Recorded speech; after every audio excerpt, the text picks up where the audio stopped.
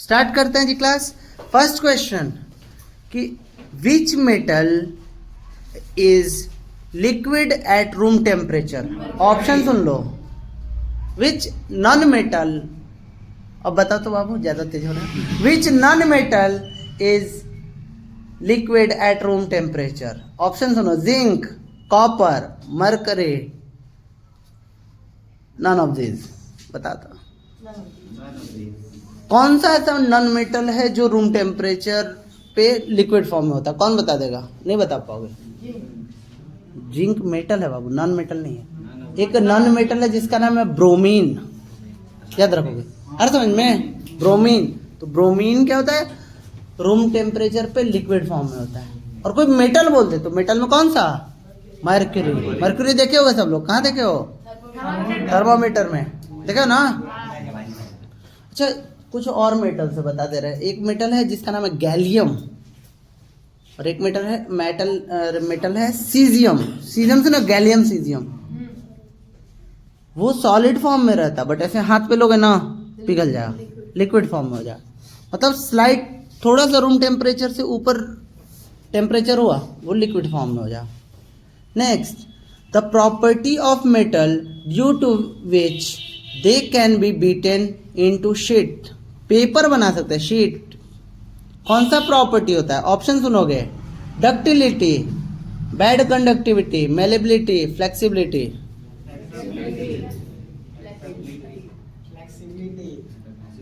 Flexibility मतलब पता है? हाँ, कि ऐसे मोड़ दिए, ऐसे मोड़ दिए। अरे समझ में, जेठालाल से बाघा हो गए तो वो है फ्लेक्सिबिलिटी। इसको बोलते हैं मेलेबिलिटी। मेलेबिलिटी क्या होता है? जिसको पीट पीट के, जैसे लोहा देखो ना, लोहा को पीट पीट के चद्दर बना देता है, उस प्रॉपर्टी को बोलते हैं क्या? मेलेबिलिटी। अरे समझ में, हिंदी में बोलते हैं उसको आघात वर्धता, मतलब घात मार मार के चद्दर बना दी। कुछ और चीज बता रहे, ध्यान से देखना।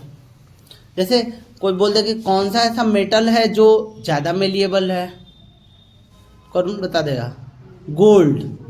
गोल्ड जो होता है ना, बहुत पतला बन सकता है, बहुत पतला बन सकता है, क्योंकि सबसे ज्यादा मेलिएबल मेटल कौन सा है? गोल्ड फॉइल देखे हो कभी? कहाँ देखे हो? गोल्ड फॉइल देखे हो जी? हाँ, सिल्वर फॉइल होता है। सस्ता वहां मिठाई खाओगे तो क्या? अब देखो, सब लोग फॉइल देखे हुए उसका, एल्यूमिनियम फॉइल देखे हुए, रोटी रखने वाला। अरे समझ में, तो हाँ, अंडा रखने वाला, चाउमीन रखने वाला। वो कौन से प्रॉपर्टी के कारण बन जा रहा है? समझ में आ रहा है ना? उसी प्रॉपर्टी को बोलते हैं मेलेबिलिटी। समझ में आया? चलो, क्वेश्चन नंबर 3 कि which of the following solution is bad conductor of electricity. Option सुनोगे, lemon juice, tap water, vinegar, distilled water. सबको पता है कि डिस्टिल्ड वाटर में इलेक्ट्रिसिटी पास नहीं होता है। क्यों नहीं होता है? क्योंकि उसका pH 7 होता है, मतलब ना एसिडिक होगा ना ही बेसिक। और कौन सा ऐसा लिक्विड है जिसमें इलेक्ट्रिसिटी पास नहीं होगा? हाँ, ऑयल जितने टाइप का होता है, जैसे पेट्रोल सुने हो ना, डीजल सुने हो, केरोसिन ऑयल सुने हो, दारू सुने हो। अरे समझ में, इन सब में करंट पास नहीं होता है। अरे समझ में, क्यों नहीं होता है? कि कोई पूछ देगा कि क्यों नहीं होता है, बताओ तो। क्योंकि इसमें आयंस नहीं होता है। आयंस पता है? पॉजिटिव आयंस सुना, पॉजिटिव निगेटिव आयंस। तो कभी भी याद रखना, ऑयल में या फिर दारू वगैरह में, अल्कोहल वगैरह में क्या नहीं होता है? तो जिस चीज में आयन नहीं होगा उसमें इलेक्ट्रिसिटी पास नहीं होगा। अरे समझ में? चलो, नेक्स्ट क्वेश्चन कि which of the following has internal reproduction. Option सुनोगे, फिश, फ्रॉग, स्टारफिश, हेन।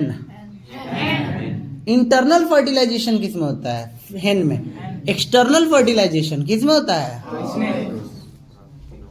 किस में होता है? स्नेक में। जो भी एक्वेटिक एनिमल्स है, बता देना कि जो भी पानी में रहने वाला जीव है, सबके अंदर क्या होगा? External fertilisation.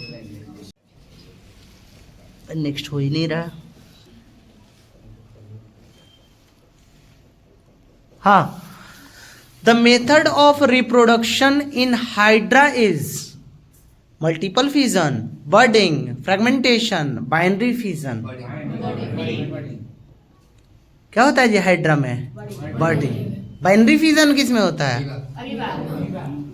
बताया था ना फिजन, याद है ना कि एक अमीबा जो है न्यूक्लियस से 2 पार्ट में टूट जाता है, उसको बोलते हैं बाइनरी फिजन।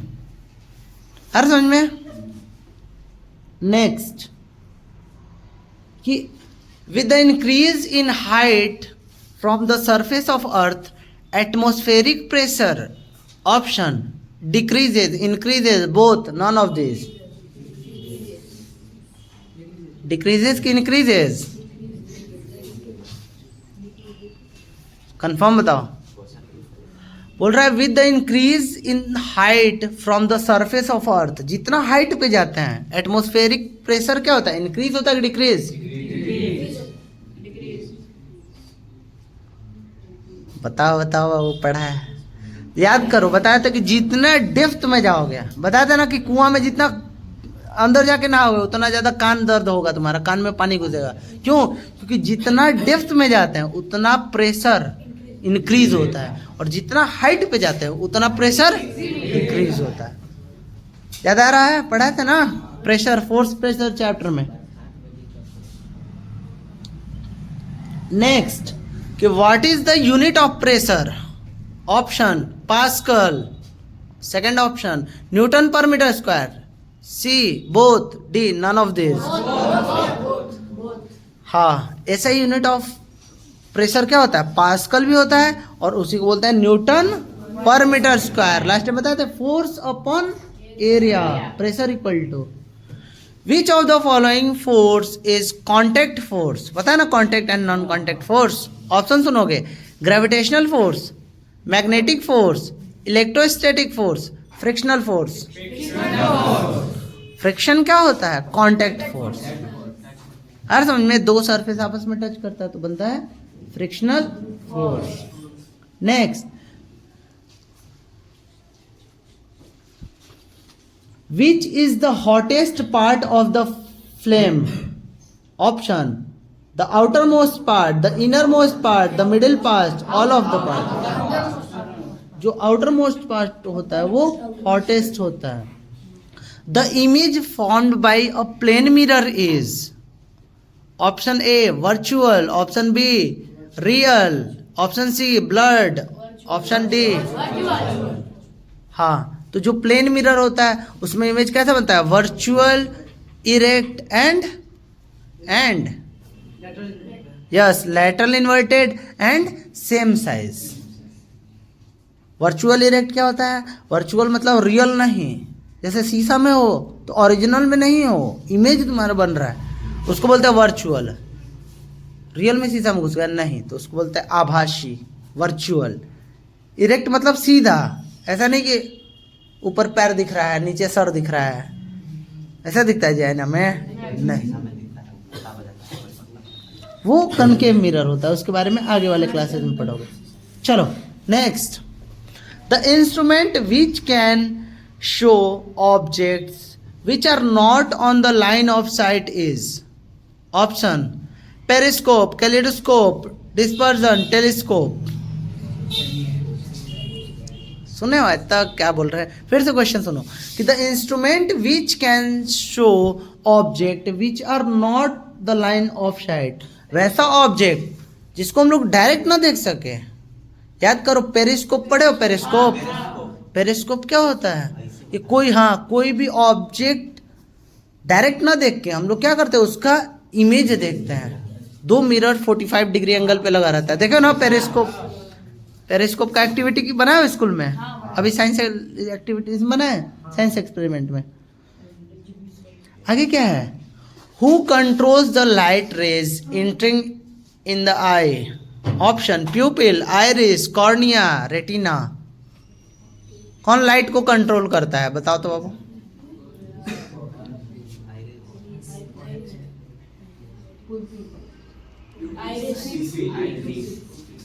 प्यूपिल जो होता है हम लोग के लाइट को कंट्रोल करता है। आइरिस, आइरिस ये काला वाला पार्ट है जो बड़ा सा सबका देखो ना, किसी का ब्लू आइज होता है, किसी का ब्राउन आइज होता है, किसी का ब्लैक आई होता है। आ रहा समझ में?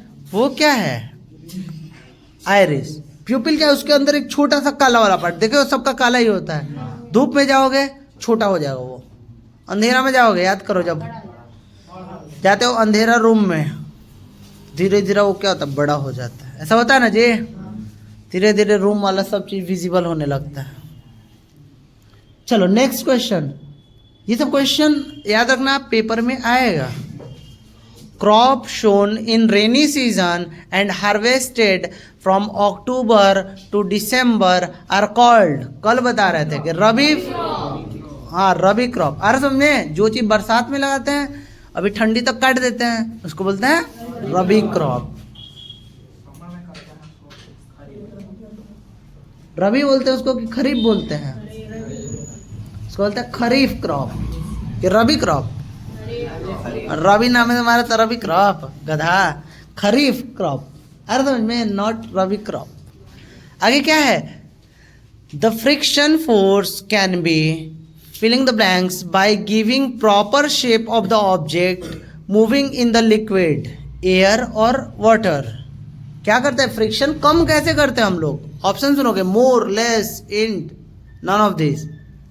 मतलब एक प्रॉपर शेप देके लिक्विड में हम लोग फ्रिक्शन को क्या कर सकते हैं? लेस कर सकते हैं। मोर नहीं गधा, लेस कर सकते हैं। जैसे कभी नाव देखे हो, बोट देखे हो, वो एक फिश के शेप में होता है। एरोप्लेन को देखे हो ना, वो एक बर्ड के शेप में होता है। अरे समझ में, उससे हम लोग क्या करते हैं? फ्रिक्शन को लेस कर देते हैं। फ्रिक्शन बढ़ा नहीं देते हैं, बढ़ाएंगे तो फिर मान लो फ्रिक्शन बढ़ा देंगे तो ज़्यादा प्रॉब्लम होगा आगे जाने में। तो डीजल, पेट्रोल वगैरह या फिर एफिशिएंसी ज़्यादा लगेगा फिर उसमें। On which factor does the loudness of the sound depends? Option amplitude, pitch, loudness, none of this. पढ़ाए थे ना साउंड चैप्टर, बताए थे कि एम्पलीट्यूड पे लाउडनेस डिपेंडेंट होता है एंड पिच पे फ्रीक्वेंसी डिपेंड होता है। बताए थे छोटे बच्चे का पिच कम होता है कि ज्यादा होता है? ज्यादा होता है। थाप से मारा पाओ, कम बोले कम कम कम, हाँ भैया। छोटे बच्चे का पिच ज्यादा होता है, फीमेल का पिच ज्यादा होता है, मेल का पिच कम होता है। लेकिन लाउडनेस बता थे ना, मम्मी बोलती है तो कैसे कान में दर्द करने लगता है। अरे समझ में? क्यों? क्योंकि उनका वोकल कॉर्ड छोटा है, 15 mm का। पापा का कितने mm का है? 20 mm का अप्रॉक्स। छोटे बच्चे का कितने mm का होता है वोकल कॉर्ड? 5 mm। पढ़ाए थे, याद करो साउंड चैप्टर में ये सब टॉपिक। नेक्स्ट अपना favourite question. All factors of 5a² b is, तो 5a² b का फैक्टर क्या होगा कि 5 इंटू a b। हर समझ में? अभी जस्ट फैक्टर मल्टीपल पढ़ रहे हो। The factor of x plus a and x plus b is x plus a into x plus b। क्या होता है?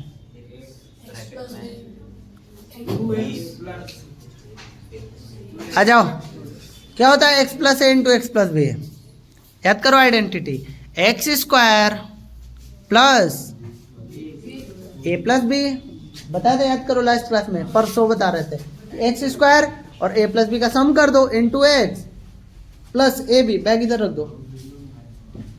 चलो नेक्स्ट क्वेश्चन सुनोगे जी सब लोग, कि if x and y are directly proportional then first option x equal to K Y, x equal to Y by K, x into Y equal to K, या फिर x by Y equal to के।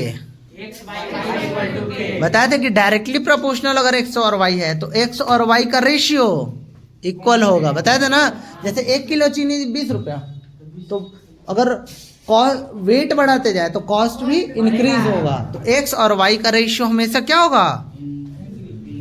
Increase नहीं, proportional, constant रहेगा। Discount percent is calculated on the filling the blanks of the item. Option selling price, cost price, face value, additional expansion. Discount किस पे देते हैं हम लोग? Mark price. अरे समझ में, जो फेस वैल्यू होता है, फेस वैल्यू का मतलब होता है मार्क प्राइस, जो दिखा दिए कि भाई सामान है 100 रुपया का, लिख दे 300 रुपया, बेच दे 200 रुपया में। अरे समझ में, तो जो 300 लिखे हैं वही है मार्क प्राइस, उसी को बोलते हैं फेस वैल्यू। फेस मतलब जो सामने दिख रहा है। For which of the following quadrilateral the diagonals are equal. Diagonal किस में इक्वल होता है? ऑप्शन सुनोगे, trapezium, rhombus, parallelogram, rectangle. Rectangle और स्क्वायर का डायगोनल क्या होता है? इक्वल। गुड, चलो हो गया।